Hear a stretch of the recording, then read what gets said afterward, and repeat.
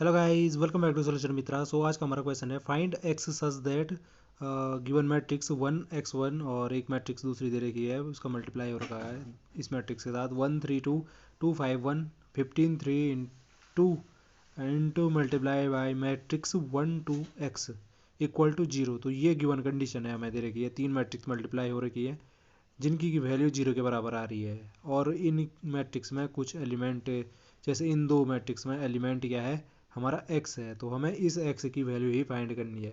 तो ठीक है, वैल्यू फाइंड करनी है तो सब पहले तो इसको क्या करो, आप सिंप्लीफाई करो, इनका प्रोडक्ट निकाल के देख लो। प्रोडक्ट निकालोगे तो वहाँ से हमें कुछ ना कुछ इक्वेशन मिलेंगी जहाँ से हमें x की वैल्यू मिलेगी। तो पहले देखो, हमें इन दोनों का मल्टीप्लाई करना है। एक तरफ से मल्टीप्लाई करते हैं तो पहले ये जो दो मैट्रिक्स हैं इनका मल्टीप्लाई करते हैं। तो मैट्रिक्स की मल्टीप्लाई करने के लिए कंडीशन क्या होती है, कंपेटिबिलिटी कहते हैं उसे।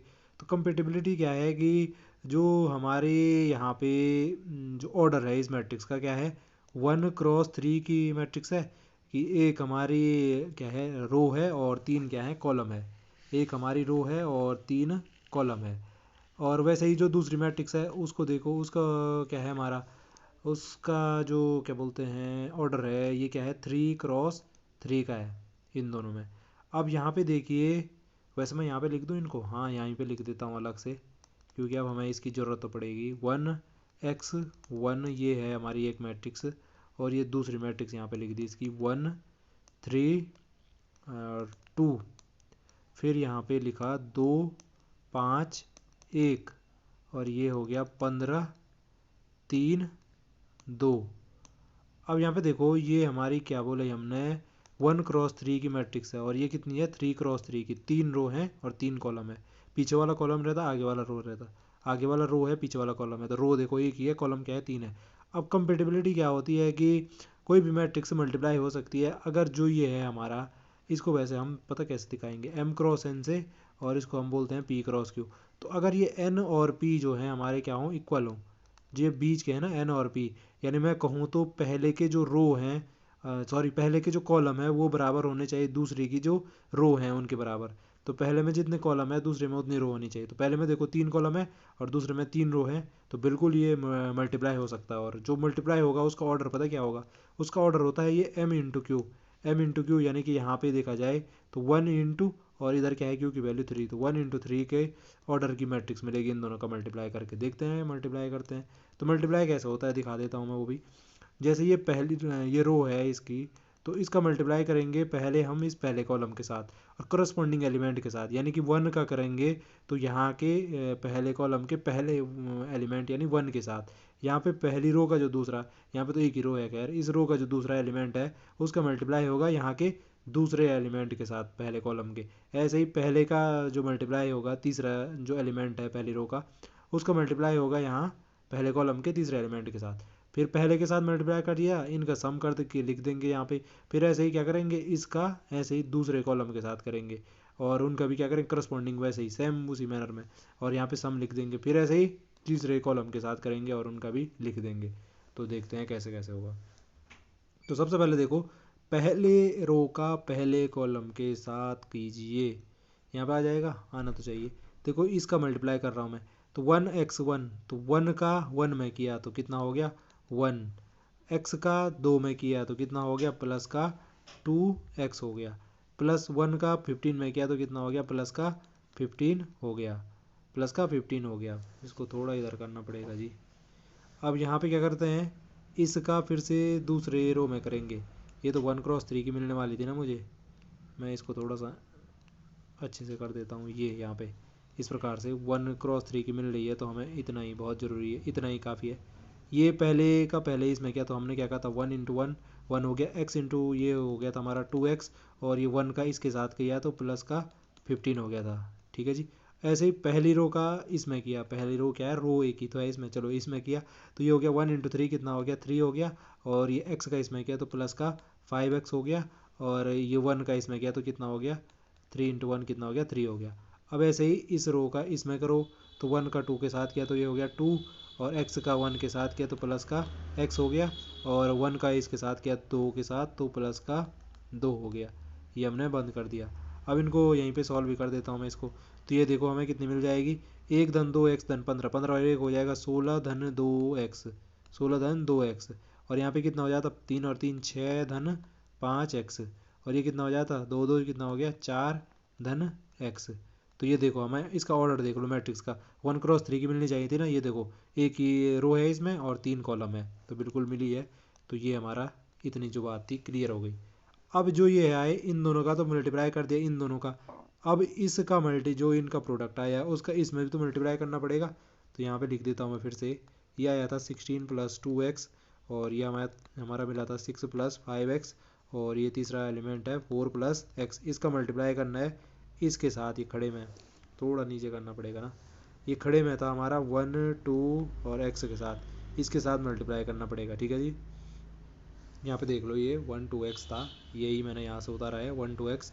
इन दोनों का प्रोडक्ट तो हमने लिख दिया, और ये इसको हमने यहाँ पे उतार दिया 1 2x को। यहाँ पे देखो फिर से कंपेटिबिलिटी चेक करनी है तो कर दो भाई, इसके ऑर्डर लिखेंगे तो ऑर्डर क्या होगा 1 क्रॉस 3 हो जाएगा, एक रो है और 3 कॉलम है। ऐसे इसका ऑर्डर लिखना चाहो तो कितना हो जाएगा 3 क्रॉस 1 हो जाएगा, 3 रो हैं और एक कॉलम है। तो देखो इसके जितने इसमें कॉलम है उसमें इतनी रो होनी चाहिए थी दूसरे वाले में, अगर प्रोडक्ट करना है किसी का। तो देख लो इसमें 3 रो है इसमें 3 कॉलम है, तो ये मैच हो गया, तो बिल्कुल सही है जी। और जो हमारा इनका प्रोडक्ट आएगा उसका ऑर्डर क्या होगा, जो ये बचा हुआ होता है किनारे किनारे के, तो ये 1 क्रॉस 1 का ऑर्डर आना है, यानी कि 1 क्रॉस 1 यानी कि सीधे सीधे एक ही एलिमेंट मिलने वाला है। तो देख लो कैसे होगा, ये इसका मल्टीप्लाई करना है। ठीक है जी, सेम मैनर में मल्टीप्लाई करो इसका, सेम मैनर में मल्टीप्लाई करो। तो कैसे करते थे, एक ही मिलना है तो इतना बड़ा बक्सा बना के क्या फ़ायदा। तो करो जी, ये यहाँ पे देखो ये जो रो है इस कॉलम के साथ मल्टीप्लाई करना, तो पहला जो एलिमेंट है उसका पहले एलिमेंट के साथ करो।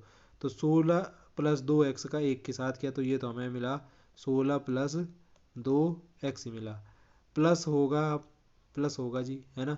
इसका मल्टीप्लाई करूँगा इस रो कॉलम के दूसरे एलिमेंट के साथ, यहाँ का दूसरा एलिमेंट का यहाँ के दूसरे एलिमेंट के साथ। तो 2 का मल्टीप्लाई करेंगे इसमें तो कितना हो जाएगा, ये 2 छके 12 हो जाएगा, 2 पंजे कितना हो जाएगा 10 हो जाएगा, 2 पंजे 10x हो जाएगा। इसको इधर कर ही लेते हैं, अब क्या करना तब। ठीक है, और प्लस किया हमने, तो तीसरे जो एलिमेंट है इस रो का वो तीसरे जो कॉलम में है उसके साथ मल्टीप्लाई करो।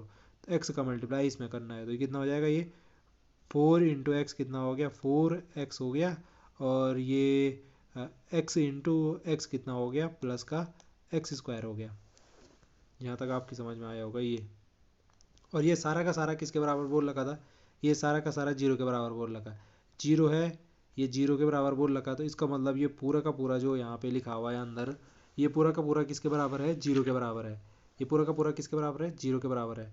तो पहले तो इसको थोड़ा सा सिंप्लीफाई करके लिख लो जी।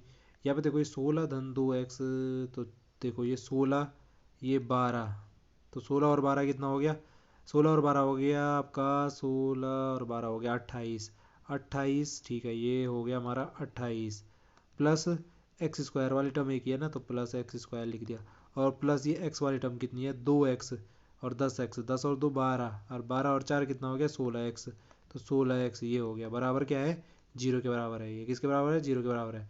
तो मैं इसको सीधे सीधे ये लिख सकता हूँ कि जो x² प्लस 16x प्लस 28 बराबर किसके बराबर है 0 के बराबर है। अब ये हमें क्या मिल गई, एक क्वाड्रेटिक इक्वेशन मिल गई, क्या मिल गई, एक द्विघात समीकरण मिल गई। तो द्विघात समीकरण को सॉल्व करना है आपने, तो फटाफट कीजिए जी।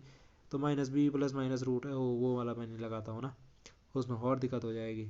चलो वही लगा देते हैं। वैसे x की वैल्यू जो श्रीधराचार्य फॉर्मूला होता है उसमें क्या होता है माइनस का b plus minus root of b² minus 4ac divided by 2a, ये होता है। और आपको पता है कि स्टैंडर्ड इक्वेशन है जो हमारी quadratic equation ax² plus bx plus c = 0। इसमें आप देख सकते हो a क्या है, इसका जो कोफिशिएंट है तो यहाँ पे कुछ नहीं है तो 1 है, b क्या है ये 16 है, c क्या है तो ये कांस्टेंट टर्म 18 है। सबकी वैल्यू यहाँ पे रखो और हमारा x की वैल्यू मिल जाएगी। लो जी रखो फटाफट, तो क्या हो जाएगा माइनस का बी यानी कि माइनस का 16 हो गया, प्लस माइनस किया आपने रूट ऑफ b² यानी कि 16 का स्क्वायर, 16 का स्क्वायर कितना हो जाएगा 256 हो गया, माइनस 4ac 4 × a × c, तो a तो 1 है तो 4 × 28 कितना हो जाएगा, तो 4 × 32 हाजिर भाई 3 4 3 8 और 3 कितना हो जाएगा 11, तो ये इतना आया डिवाइड बाई क्या हो जाएगा 2a यानी कि a तो 1 ही है तो 2 × 1 कितना हो गया 2 हो गया। अब यहाँ से देखो ये हमारा सॉल्व करना है इसको, तो ये माइनस का 16 प्लस माइनस ये क्या हो जाएगा, ये हो गया 256 में से 112 गया, कितना हो जाएगा ये, 6 में से 2 गया 4, यहाँ पे ये 5 में से 1 गया 4, और ये 2 में से 1 गया 1, तो रूट के अंदर 144 आ रहा, रूट के अंदर 144, रूट 144 की वैल्यू कितनी होती है, 12 होती है, डिवाइड बाई 2। अब यहाँ पे देखो इसकी x की दो वैल्यू मिल सकती हैं, है ना। एक बार हम x की वैल्यू ये रख सकते हैं कि -16 प्लस का 12/2 कर सकते हैं, और एक बार x की वैल्यू क्या कर सकते हैं, -16 -12/2 कर सकते हैं। यहाँ से हमें कितनी मिल रही है, ये मिल रही है -4/2, कितना हो जाएगा, -2 मिल जाएगा, ठीक है। और यहाँ से कितना मिल रहा है, ये मिल रहा है आपको -28/2, यानी कि -14 मिल रहा है। तो आपको देखो x की दो वैल्यू मिली, एक -2 मिली, एक -14 मिली। आपके पास जो भी होगा आपके ऑप्शन में आप देख सकते हो सकता है दोनों हो। तो x की हमें दो वैल्यू इस प्रकार से मिली, और हमने क्या क्या किया, सिर्फ हमने क्या किया, इन जो मैट्रिक्स थी उनका प्रोडक्ट किया। वैसे बेसिकली यहाँ पे देखा जाए तो आपका जो कॉन्सेप्ट है कि मैट्रिक्स मल्टीप्लाई कैसे होती है वो चेक हो गया होगा यहाँ पे। और जिनको नहीं भी आता होगा उनकी समझ में भी आया होगा आई होप कि कैसे मैट्रिक्स की मल्टीप्लाई करते हैं।